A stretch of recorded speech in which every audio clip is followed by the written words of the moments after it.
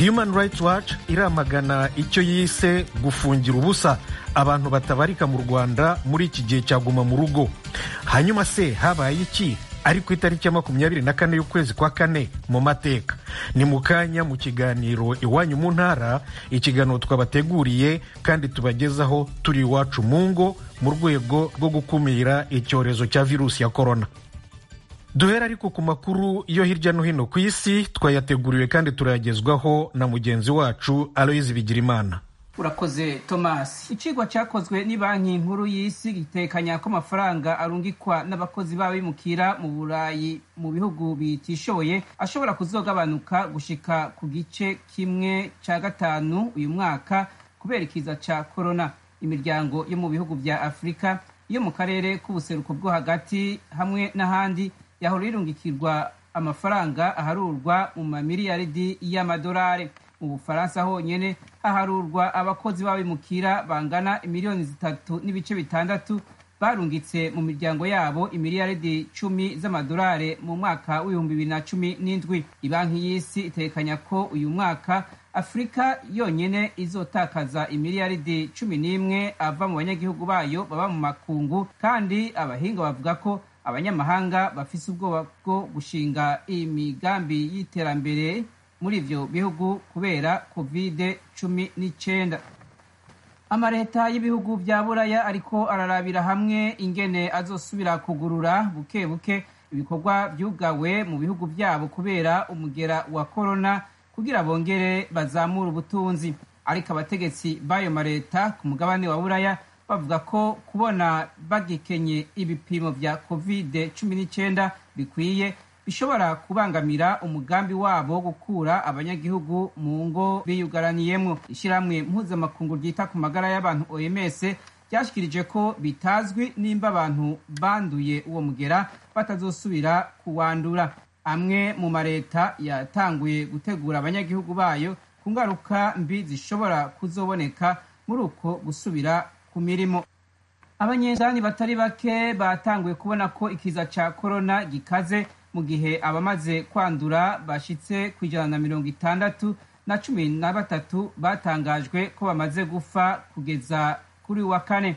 Umushikiranganji wa Sudani w'amagara y'abantu yashikirije ko umurwa mukuru Khartoum ushitse ku banduye bangana 155.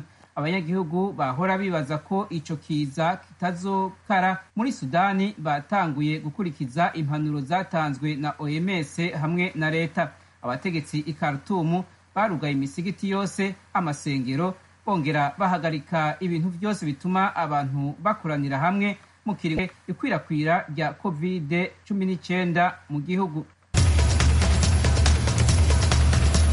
Ibigo bijejwe iperereza bwafashije mu gutanga ubutumwa bw'ibinyoma bwavuga ko leta ya Trump yariko irateganya guhagarika imirimo mu gihugu cyose kugira barwanye ikwirakwira ry'ikiza ca corona.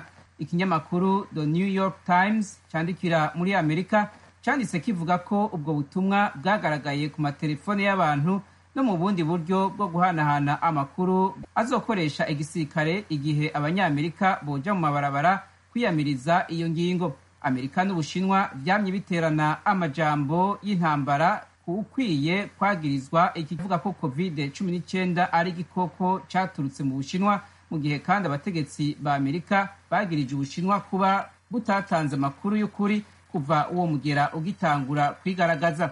Ubushinwa bwagirije mu kwezi guheze igisirikare ca Amerika kuba arico catwaye uyo mugera mu gisagara ca Wuhan, ariko abategetsi ba Amerika barabihakana.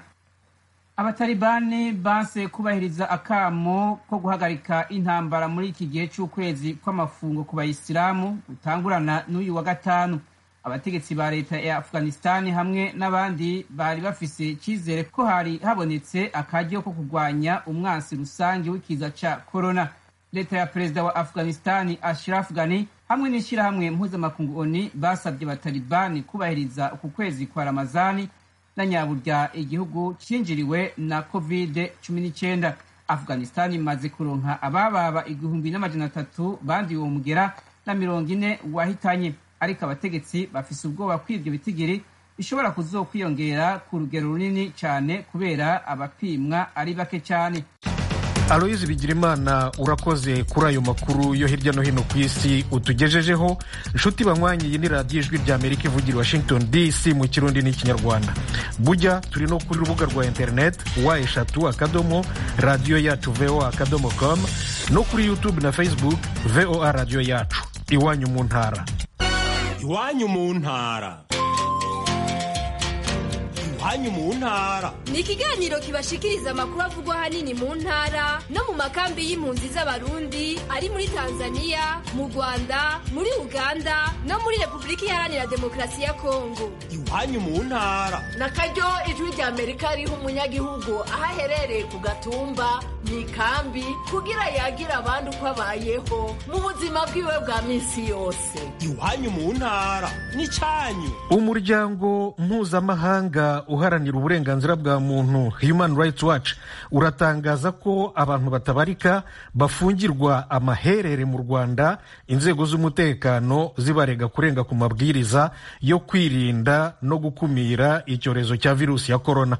Mugenzi wacu Venuste Nshimiyimana yasomye icyegeranyo cya Human Rights Watch. Kuva amabwiriza yo gukumira icyorezo cya virusi ya corona yatangazwa, igipolisi cy'u Rwanda kibinyujije ku rubuga rwa Twitter cyatangaje ko kutayubahiriza ari ukwica amategeko, kandi ko abazafatwa bazacibwa amande cyangwa se bagafungwa. Gusa rero mu cyegeranyo cyashyizwe ahagaragara kuri uyu wa gatanu, umuryango urengera uburenganzira bwa kiremwamuntu Human Rights Watch uravuga ko amabwiriza ya leta yo kwirinda COVID-19 adaha abashinzwe umutekano ubwisanzure busesuye bwiyibagiza amategeko bukanahohotera abaturage, ari nako abamaganya ku karengane batabwa muri yombi. Umuyobozi wa Human Rights Watch mu karere ka Afurika yo hagati Lewis Maj arahamagarira leta y'u Rwanda guhagarika ibikorwa byo gufunga abantu hadakurikijwe amategeko, hagakorwa iperereza ku babikora maze abagaragaye bagashyikirizwa ubutabera.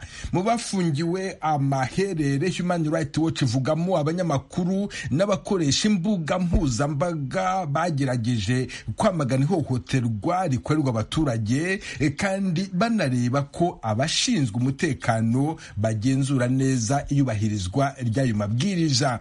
Uwo muryango ugaruka ku makuru ahawe abantu bishwe, abagore bafashwe ku ngufu n'abandi bahohotewe ku buryo bukomeye mu gihe kidasanzwe cyaguma mu rugo.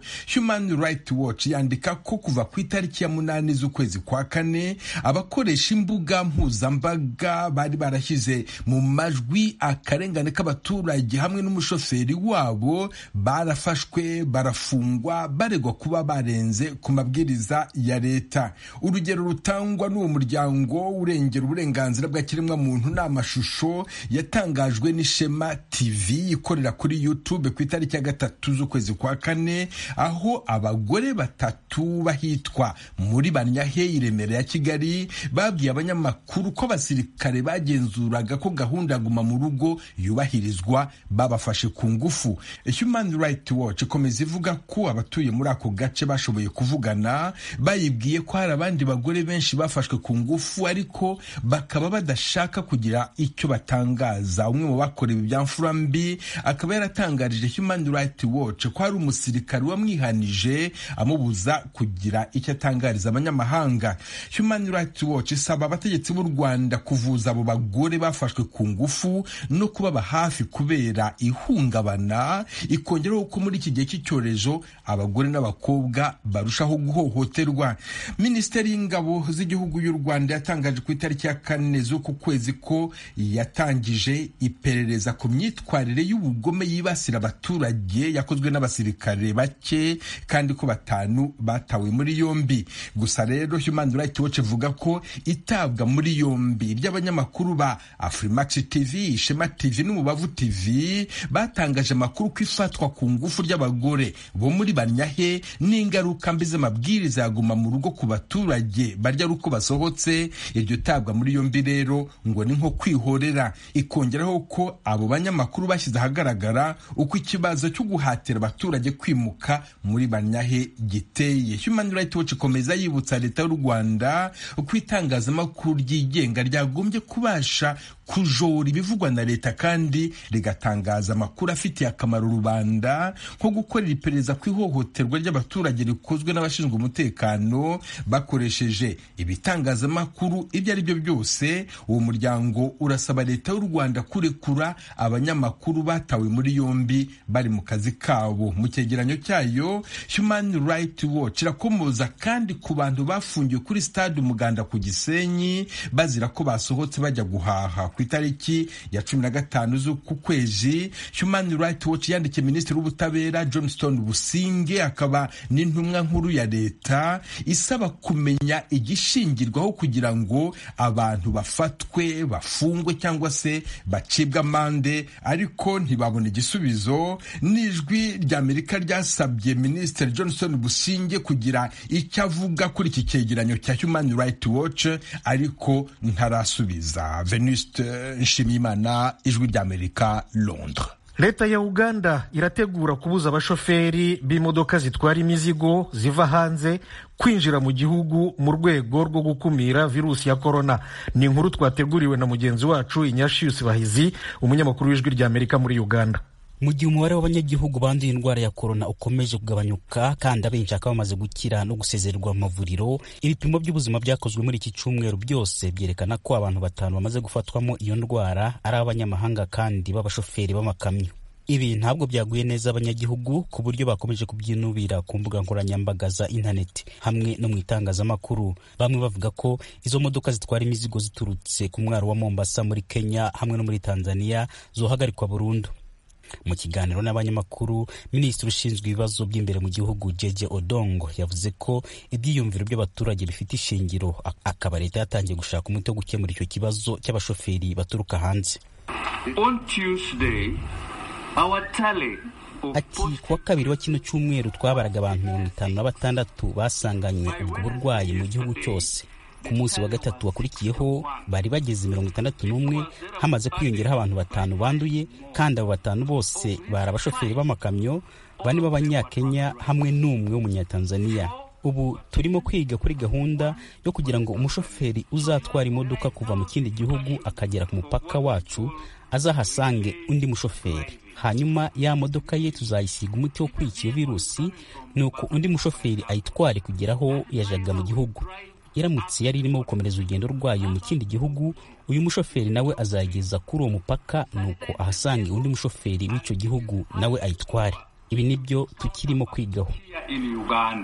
Kugeza ubu Minisiteri y'Ubuzima yemeza ko hari hamaze kugaragara abandi bashoferi banduye 2 b'Abanyatanzania baturutse ku mupaka wa Mutukura, bongereye umubare w'abasanganywe virusi ya korona mu gihugu kugera kuri 63, ariko abashoferi 3 b'Abanyakenya hamwe n'abandi 2 b'Abanyatanzania bo akaba basubijwe iwabo, abandi 2 bo akaba bakirimo kuvurirwa mu gihugu.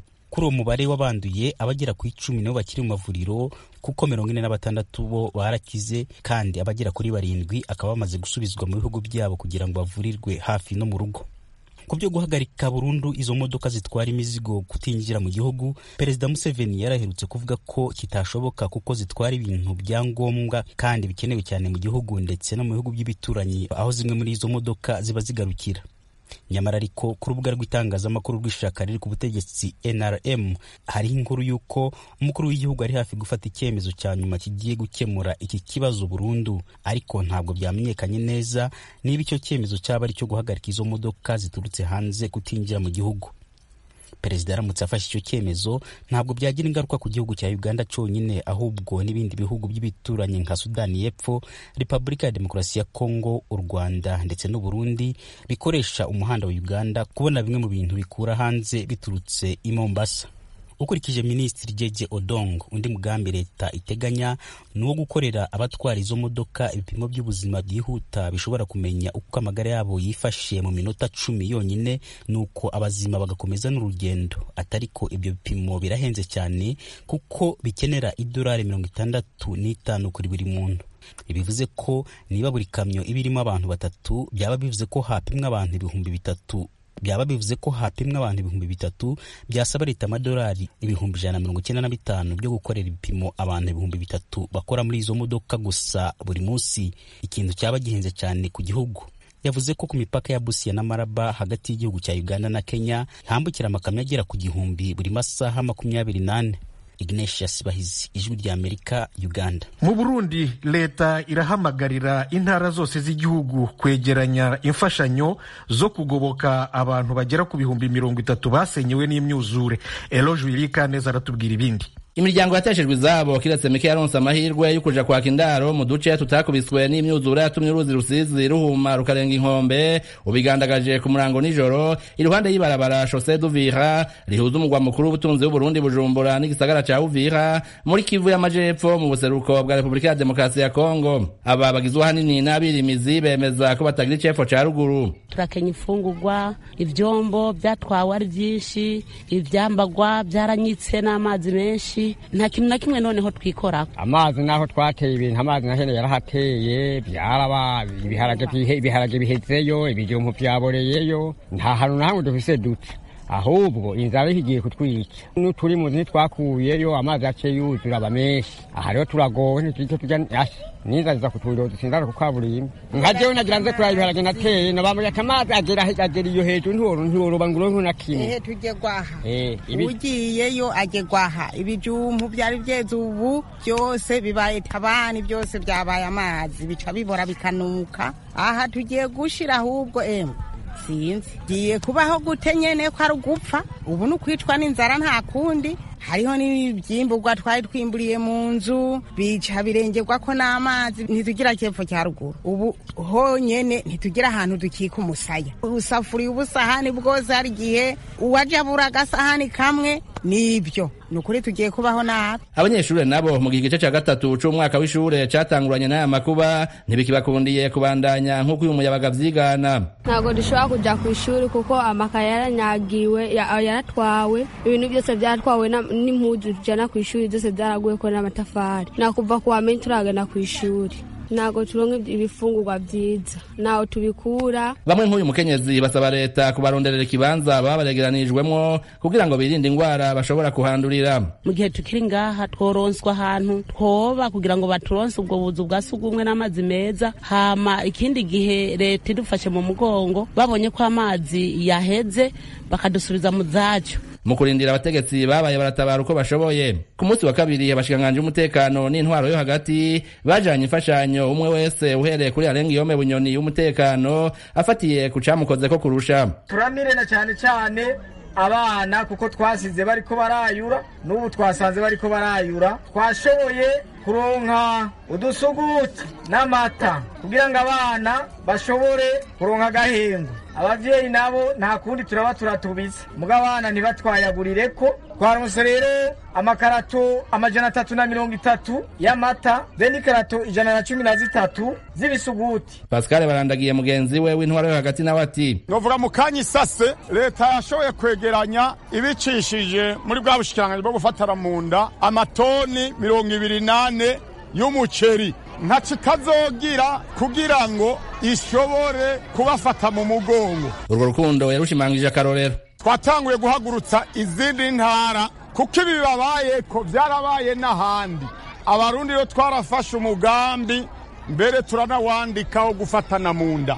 Intara zose rero tugiye kuzikorera urutonde rw'ingene zoshikana agafashanyo kabo umwe wese ashoboye kugeza kugira ngo abarundi bose babafate mu mugongo. Uko gushikirwa uyu mupfasoni ntiyifuza kukwamamwo buri gihe mu gihe c'imvura nk'uko bikunze kuba kubaba hafi ya Rusizi buri mwaka. Kandi tugaca dusaba ko leta yodufata mu mugongo mu kudukorera urwo Rusizi barugomere. Hariho ukuntu bashobora kugomera nyene amazi kugira ngo ntazoyengere kudushwaramwo. Kandi ikindi naco kubera amazu menshi yabomotse turasaba ko bodufasha nk'amabati kugira ngo twongere amazi akamye twongere dusubire mu zacu nkumbure turonke ukuntu twosanura.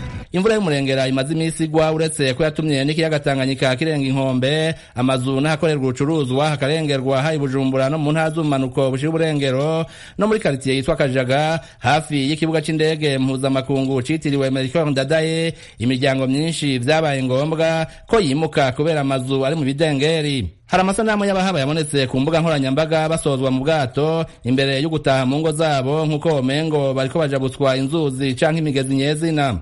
Hirya mu ntara ya Bubanza hitwa Kivyuka kubera imvura nyinshi nyene umuntu umwe kuva ku munsi wa gatandatu w'indwi iheze niwe amaze guhitanwa n'imisozi y'imishikano. Amabutike n'amazu barenga 30 n'ishure rimwe vyarabomotse imirimo itaramenyekana uburinganire na irononekara. Ku birometero hafi 16 uvuye mu Gatumba naho mu muji wa Uvira muri Kongo n'imiburiburi abantu 46 barahitanywe n'imyuzura mu ntango z'indwi. Eroje Urikaneza, Ijwi rya Amerika. Tugume mu Burundi. Imiryango itagengwa na leta ikorera hanze y'igihugu Kosoma, Forsk, Ligiteka, Akat Burundi, APRODH na SOS Torture Burundi yibumbiye hamwe mu rugaga rwo gukurikirana ibibazo by'uburenganzira bwa muntu mbere y'amatora, mu gihe cy'amatora na nyuma yayo. Mu itangazo bashyize ahagaragara bavuga ko kuva mu kwezi kwa mbere kugera mu kwezi kwa gatatu muri uyu mwaka abantu bishwe mu Burundi ari 63, abandi 14 barashimuswe baburirwa irengero. Bemeza ko bikorwa n'inzego z'umutekano za leta, baramagana kandi ukutihanganirana muri politiki mu gihugu. Bateye muri gishyaka CNL riyobowe na Depite Agathon Rwasa. Mu itangazo ryasohoye rivuga ko abayoboke baryo bicwa abandi bagatotezwa. Ni inkuru ya radiyo Ijwi rya Amerika yafatanyije n'abanywanyi bayo mu Burundi, turayisomerwa na mugenzi wacu Desire Hatungimana. Iryo tangazo mugambwe sene bashize habona kuri no wa kane ryerekana ko uko amatora yegereza ariko ibintu bitera by'inyuga ku rubuga rwa politiki. Umuvugizi wo mugambwe yatanze uturorero tumwe tumwe tujanye no kutihanganirana hamwe n'agatotezo kagirirwa abanywanyi b'umugambwe senera avugira. Umugambwe senera uratewe impungenge n'ingendo yo gufata, gupfunga no guhohotera abanywanyi umugambwe wakize ku ntonde z'abitoza ku nzego zitandukanye, co kimwe n'abazohagararira umugambwe ku kazu k'itora bamaze gushikirizwa umugwi uje gutegura amatora ku rwego rw'igihugu no mu ntara. Ikigaragara kandi giteye isoni nuko abakora ivyo bikorwa bitukisha igihugu n'inzego zaco ari bamwe mu nzego zirongoye umugambwe uri ku butegetsi nabo bacuditse, bamwe mu bajejwe intwaro bakomoka muri uwo mugambwe, bamwe mu gwaruka rukukira umugambwe uri ku butegetsi na bamwe mu bajejwe igendereza n'igipolisi. Kuvyerekeye abamaze kwicwa no kubugwa irengero tutiriwe turadondagura bose, umugambwe CNL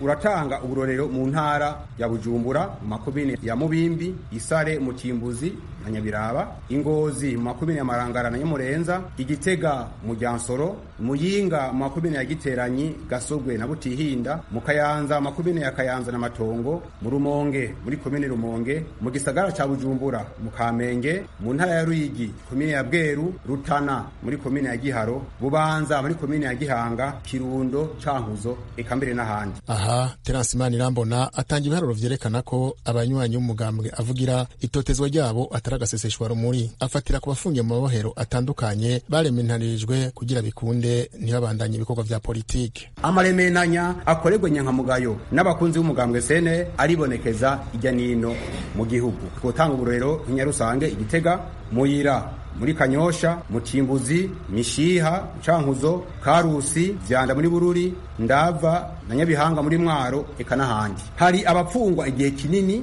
atawubagiriza batagira dosiye, abandi manza zabo zikadindira canke ntizigere ziburanishwa muri sentare. Hari nabejejwe n'ubutungane ariko ntibari kugwe bakaguma bavundiye mu mabohero. Gushika ubu mu gihugu cose duharura abapfunzwe barenga 200 ijya nino mu gihugu. Muri iryo tangazo kandi umugambwe senere uvuga ko utangazwa n'ingene imvugo za bamwe na bamwe mu ndongozi z'imigambwe itandukanye zihamagarira abacanke bariya kwihanganirana zitandukanye n'ibibera ku rubuga rwa politike. Manirambona avugira senere atanga akarorero. Mu nama mushikiranganje ajejwe ivy'imigambwe akunda gukoresha abanyamigambwe avuga imvugo nziza cyane, agahamagarira inzego arongoye mu ntara no mu makomine yuko abantu boza barakorana, abanyamigambwe bagakorana haba ikibazo kanaka. Ariko igitangaje nuko ayo majambo kenshi turabona kumengo aherera hejuru, tugiye hasi ugasanga siko biri, ugasanga umukuru w'umutumba chef de zone canke urongoye umugambwe ku butegetsi cyangwa urongoye rwaruka n'umugambwe ku butegetsi ni wowe uje kwikorwa kana kakiba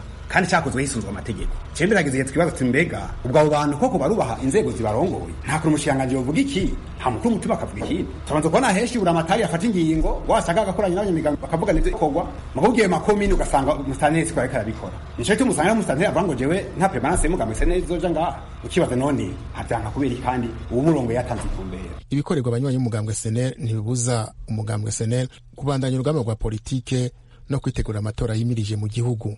Terence Manirambona yibutse ibyavumerewe na kizigenza w'igihugu ku bijanye n'amatora yimirije. Twibutse ko nyir'icyubahiro umukuru w'igihugu cy'u Burundi n'inzego za leta batahengeshanije kwizeza abarundi n'amakungu ko amatora y'uyu mwaka azoba atekanye abere ku mugaragaro kandi arimwo bose gusumba ayo igihugu kimaze gutunganya. Iyo ntumbero ni nziza kanatsinda nivyo abarundi bose bifuza. Kwiyamamariza amatora yaba y'umukuru w'igihugu ay'abashinga amateka n'abahanuzi b'amakomine biteganijwe kuzotangura ku igenekerezo rya 27 za kuno kwezi kwa kane. Imigambwe ibiri ihanganye ku rubuga ariyo CNDD-FDD na SNL ikazugurura imiyamamazo mu gihugu hagati. SNL uzotanguza imiyamamazo mu ntara ya Ngozi, CNDD-FDD nawo ukazugurura ico gikorwa mu ntara ya Gitega. Habaye iki mu mateka ku itariki nk'iyi?